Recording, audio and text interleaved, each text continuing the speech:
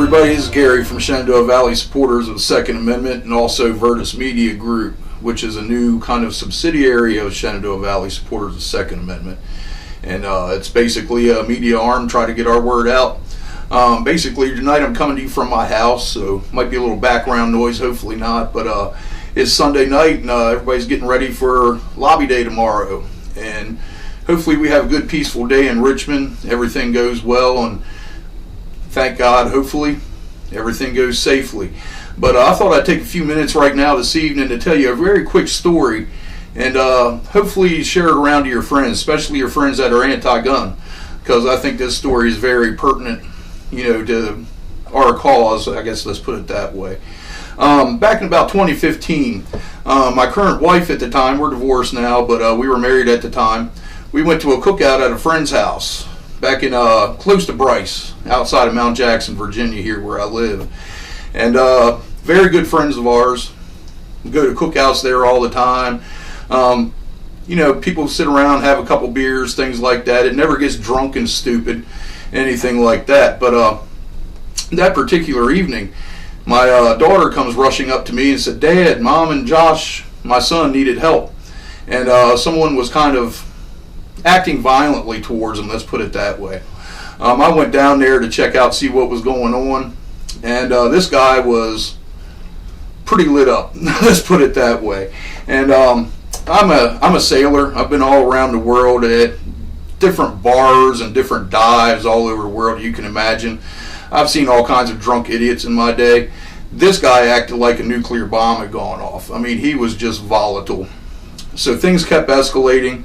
I'm trying to stay between him and my family.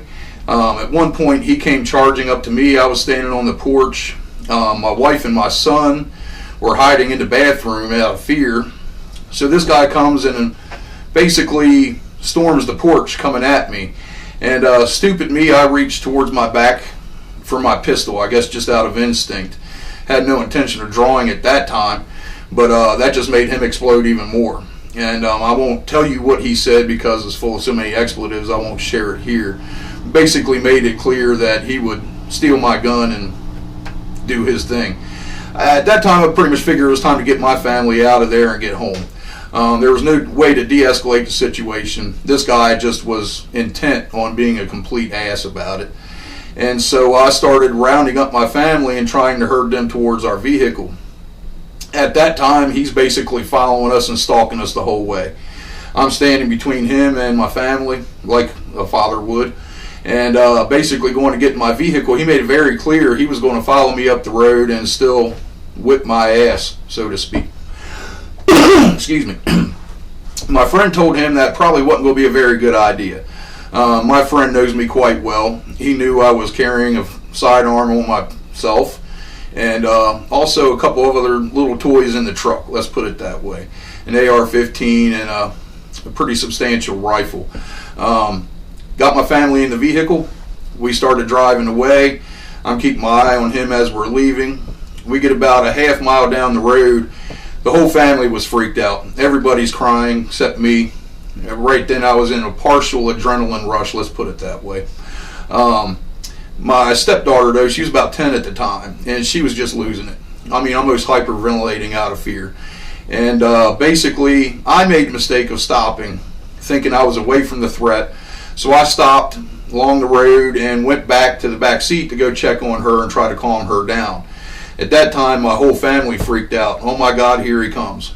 And here was the guy coming uphill on a dirt back road in the country, and he was coming at us full blast, basically charging our vehicle with his, and looked like he had every intention to ram us. At that point, I left the side of the vehicle and went around to the back and stood between his car and ours. And when he came around a little turn and he saw I was there, basically I had no other choice but to draw. My wife said it looked like something out of a movie. Basically everything happened smoothly in the way you would think it would. To be honest with you, I don't know if my training kicked in or if God himself or my angel stepped in. I don't know, but my mind went blank. Basically, it all just happened just like that. I cocked the firearm. I had been carrying in a 6 o'clock position in my back, so I basically don't carry hot like that. And basically cocked the weapon and pointed it in his direction. And at that point, he came to a pretty quick skidding stop. I don't remember now what I told him, but it made it pretty clear he better retreat. At that point, he threw the car in reverse, backed up, and got out of there. At that point, I got back in the driver's seat and drove away, tried to get the family to safety.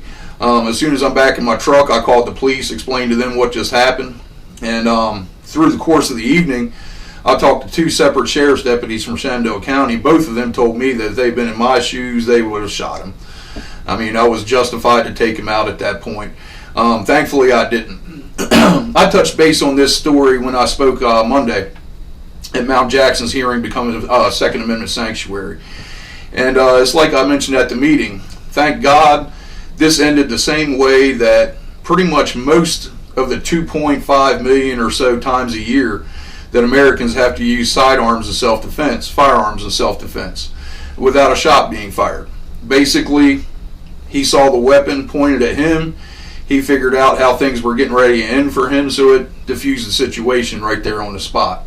For anti-gun people, who I hope will watch this video, and especially the people who think that all these proposed gun laws that are coming up here in Virginia are a good idea, especially the magazine capacity. They're talking about banning magazines over 10 rounds. Basically, the way I understand it is a firearm that can accept a magazine of over 10 rounds is also going to be banned.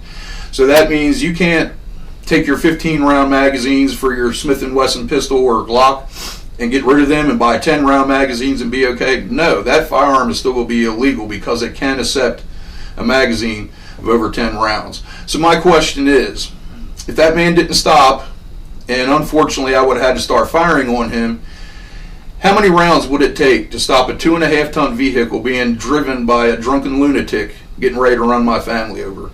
1 round? I mean, people seem to think that if you're a good shooter, you can shoot 1 time and take out your threat. And those of us in the know that that's not true. It's just nowhere near true. So how many rounds would it take to stop this man? 1 round? 10? 20? Really, how many rounds would it have taken? And my question to people who have that train of thought is, I hate to be rude, but what is it any of your business? How many rounds of ammunition I carry on me? What kind of firearm I carry with me to defend my family? What is it any of your business? The Second Amendment, folks, is very, very clear. It's very clear, shall not be infringed. And I invite people to go to their dictionary and look up the word infringe. And basically it means anything that steps on it is unconstitutional. And of course we all need to keep in mind that this isn't about protecting my family anyway. It's a beautiful, side effect or added benefit of it. But we all know what it's for, is to protect us from tyranny. And basically, like I said at that meeting, to a big round of applause, that's there to protect us from people like Ralph Northam. People who are obvious tyrants, who want to take away our rights. And it's not just the gun rights they're stepping on. Everybody who's paying attention that the bills are being proposed in Richmond know it's all kinds of things that are just really flat out communist. And people of my age group, especially ex-military people and things like that, back in our day, we fought communism. And now it's being welcomed here in this country, and it's starting to really take control, and it's starting to come right here in Virginia. Virginia, where our rights were born. Well, God gave us our rights, but in Virginia, where our rights were first affirmed, and where this country was born and founded, and here we are in Virginia fighting about this issue. And I just would love everyone who is anti-gun or is on the border, in the middle about where you stand on this, to really think long and hard about what you're proposing here. It's not a good idea. Not a good idea.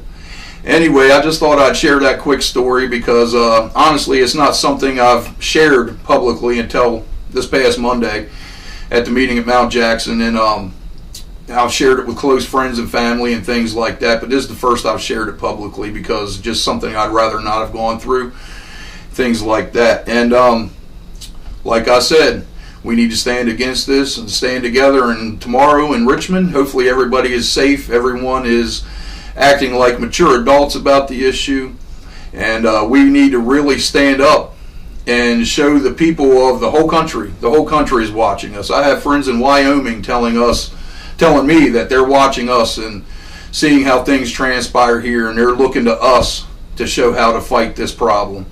And we need to do it in a mature way, and we need to do it with prayer and request that God protect us against any agitators that might come and make us look bad.